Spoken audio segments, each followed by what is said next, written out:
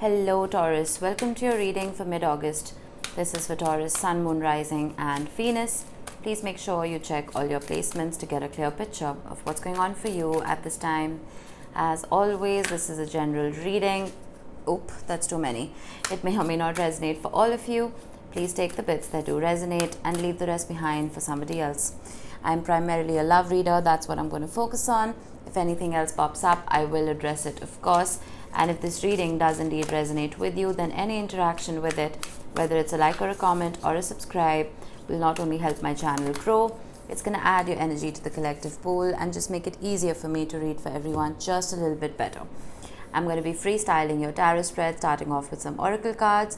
Towards the end of the reading, I will be rolling some dice to get some angel numbers and initials and sun signs out for you. So make sure you stick around for that. We have last quarter moon in Virgo. Attend to the details. Interesting. And vulture spirit, nothing is wasted. This is Pluto energy for me. Interesting pair. I'm going to have to pull your tarot to make sense of this because they're very disconnected cards.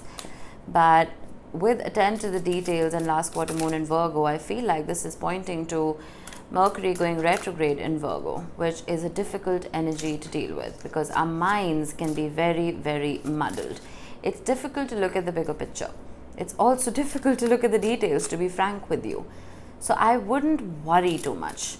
I think that's the theme of this retrograde, is to not worry too much, because it's almost like your mind wants to move very, very quickly, but it doesn't have the capacity to right now, right? And with nothing is wasted, what I'm going to do is I'm going to quickly grab the book and read a little gist of this from it so that we don't get this wrong. All right, it says, what seems hideous has its own beauty, and the recycling and repurposing the vulture does is as important as any other activity in nature that supports the cycle of life. Vulture Spirit's message is that nothing is to be wasted, for nature sees value in everything that exists. So, there could be something around you that may have reached its expiration date. At least that's what you're telling yourself. But there's something to be extracted from that situation. I feel like if you've been going through a difficult patch in your relationship, and that's highly possible since Venus, the planet of love, is also retrograding, there is meaning in that. There's something that you can extract from that. There's a lesson that you can extract from it. We have the Nine of Wands, the Ace of Cups, beautiful energy. This wanted to pop up as well. The Death card right under Vulture Spirit. That is poetic. There's a recycling here. And this recycling is happening because either you or the person you're dealing with, or both of you, are refusing to give up on this. You're both hell-bent on attending to the details. And I like that. The Three of Wands, because there's a plan. There's a blueprint in place, and I feel like you're both on the same page. I'm just getting that there's a hiccup here. Two of Wands. And the Ten of Cups. What a phenomenal reading. Phenomenal reading.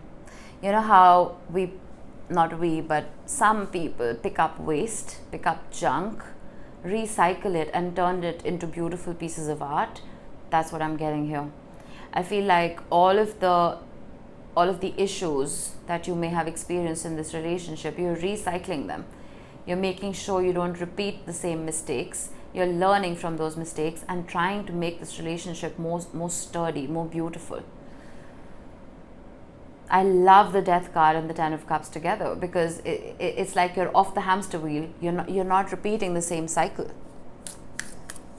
You're also not brushing things under the rug with attend to the details. You're looking at the shadow of this relationship. You're looking at the difficulties and you're addressing them. The Ace of Cups and the Ten of Cups together. Beautiful energy. Four of Swords. Hell-bent on healing. That's one of my favorite quotes. Hell-bent on healing this connection. And the Page of Pentacles and being a student. I don't see pride here. I don't see ego here. I don't see finger pointing here. I see both of you taking responsibility for your actions. And if you're not doing so, this is your advice. I'm getting Hanged Man energy, trying to walk a mile in each other's shoes, healing each other. Strength card, unconditional love for self and another. Four of Cups, Queen of Cups, Ace of Wands, Six of Swords. Oh. Five of Wands, Six of Swords, Seven of Cups, Knight of Cups. Whatever confusion you may be experiencing in this relationship right now, I feel like it's temporary. With the Ace of Wands and the Ace of Cups, there's a lot of passion here. There's attraction. There's a drive to do something about the situation. Nine of Cups. I feel like you both are each other's wish fulfilled, which is why there's almost like a warrior spirit. You're not fighting with each other, you're fighting for each other. And if you're not seeing this happen right now, don't fret. There's a lot happening below the surface. The Chariot, stunning energy. I love this reading. Movement. The Chariot usually represents two horses, one white, one black, and they both want to go in different directions. And it's the Emperor's job to rein them in and make sure they're following one singular path.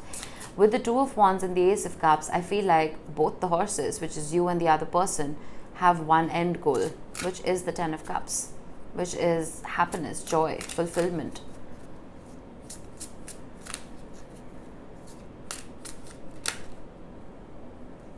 The Page of Swords wanted to show up. I'm going to put it back. I don't like how it flipped over.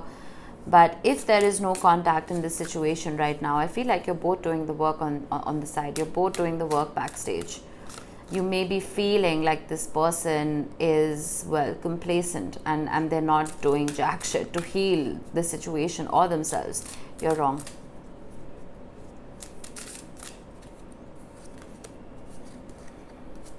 You're wrong. Judgment. There's an awakening, there's an aha moment, there's an epiphany after the Death card. Getting the Judgment card and the Ten of Cups is powerful. It is so potent. And then I have the Eight of Wands with communication and movement. After a period of isolation and a period of anxiety and a period of stress, there's balance and adventure. I feel like you're both taking your own sweet times to become students of love, students of life, and truly understanding psychology, human psychology. You may be studying attachment styles, and if you're not, I would highly recommend you do so. One of you could be an anxious attachment style, and one of you could be a dismissive avoidant, or vice versa. Or you could just be following another archetype. But truly studying each other's natures is going to help you. It's going to help you decipher and understand this relationship and how it's working. Nothing is wasted. Attend to the details. There's a need to delve deeper. There's a need to understand. There's a need to help each other heal as well. But this Nine of Wands is one of the most romantic cards I've seen. Forget the Ace of Cups, forget the Ten of Cups. It's a very romantic card because I feel like both of you are not wanting to give up on each other. If things are lulled, if things are slow, allow that. That slowness is allowing you to revisit, revise and review this relationship so that you don't make mistakes again. Planets don't go into retrograde to torture us. They go into retrograde to give us time to reflect.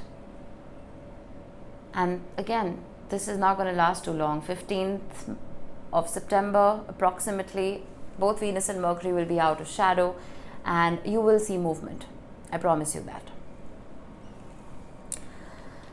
All right, let's get you some initials. I've been keeping these readings a little short. Haven't been doing too well, but I hope you're getting the clarity that you need. We have the letter K, we have V, we have U, we have C, we have I, we have D, and we have S. So these could be your initials, they could be the initials of the person you're dealing with, doesn't have to be, but just a special mention for those of you who've seen your initials here today. We have 11. I love that. You could be seeing 1111 a lot. That is, well, it could be a twin flame number for some of you. Twin flame connections are incredibly rare. All right. Sometimes we just enter toxic relationships that are highly codependent and we call it a twin flame connection because there's no other explaining the pain, no other reason to explain the pain that we're going through. Do your research. They are incredibly rare, and repeating myself, but 1111 also talks about manifestation. It talks about creating the life that you so desire by changing your frequency and having faith in the universe. All right, then we have Scorpio. Again, well, Pluto is retrograding, so Scorpio deserves a mention right here. I did talk about Pluto with Vulture Spirit. This is recycling the shadow into light, right? This is allowing the darkness to not take over, but understanding it, right? Understanding that darkness and dissolving it. And then we have Jupiter. Jupiter is again due to go retrograde very soon. I am so sorry. I must have said retrograding at least 1,000,000 times in this reading, but make the most of Jupiter now while it's still in direct motion, right? Jupiter is the planet of luck and expansion and joy. And it's direct till September, so make the most of it, right? Draw your power from Jupiter. It wants to bring in expansion. It wants to bring in luck and opportunities to you. I'm already slurring. You see my speech? This is Mercury. These planets are so close to the Earth that we feel the energy physically. It's insane. And considering this is Jupiter, some of you may be dealing with a Sagittarius or a Pisces, doesn't have to be, but absorb those energies, right? Absorb that mutable nature. I feel like it's going to do you well. Go with the flow is what I'm getting. All right, that was it. I hope this helped. I will see you in the next one. Bye-bye.